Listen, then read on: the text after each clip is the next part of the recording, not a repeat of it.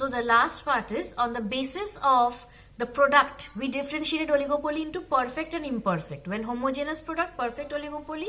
When differentiated product, then it is imperfect oligopoly. Now we will differentiate oligopoly on the basis of competition, collusive and non-collusive.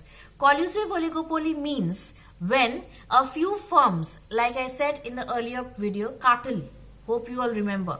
So cartel is a form of an agreement in which the other firms come into to avoid competition.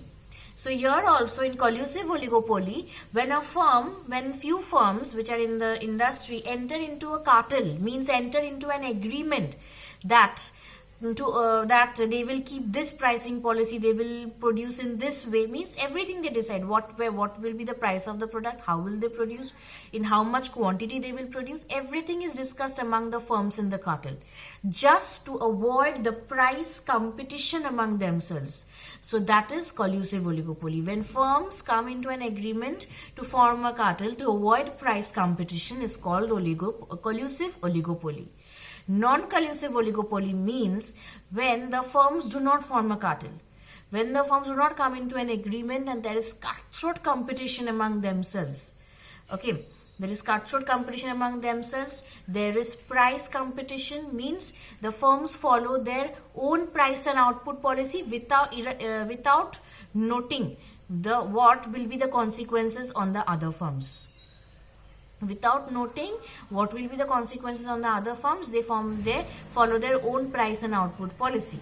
So that is called the non-collusive oligopoly, where they do not form a cartel to avoid non-price competition. They come into price competition, they have got cutthroat price competition, they follow their price and output policy without noting what will be the consequences on the other firms.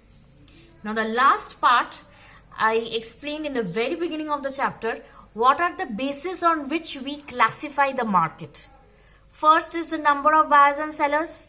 Next is the nature of the product, whether it is homogeneous or differentiated. Third is control over the price. Whether the firm is a price taker, means it has got no control over the price, or whether it is a price maker, means the producer or the seller has got a control over the price. Selling cost, whether the firm or the industry is incurring selling cost or not. Okay, entry into the industry, like whether there is barriers to entry and exit of the firms, because if there is barriers to entry and exit, the firms will earn supernormal profits, and if there are no barriers to entry and exit, the firms will earn normal profit. And the shape of the demand curve. So what are the bases of classification? Number of buyers and sellers, nature of the product, control over the price, selling cost, entry to the industry, and shape of the demand curve. Okay. In perfect competition, we had a straight line demand curve parallel to x-axis. Because price was fixed, we can only change the amount we are selling. In monopoly competition, we had a downward sloping demand curve which was steep.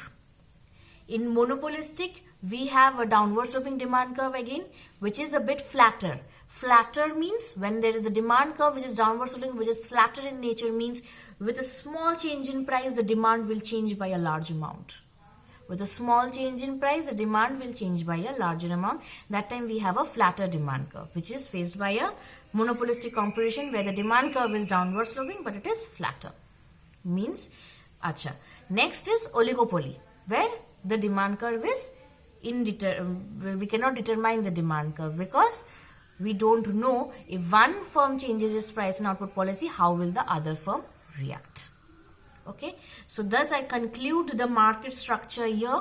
Next week I will start with this doubt clearing and we will move on to the next chapter, that is the very first chapter of your economics, that is the production possibility curve chapter.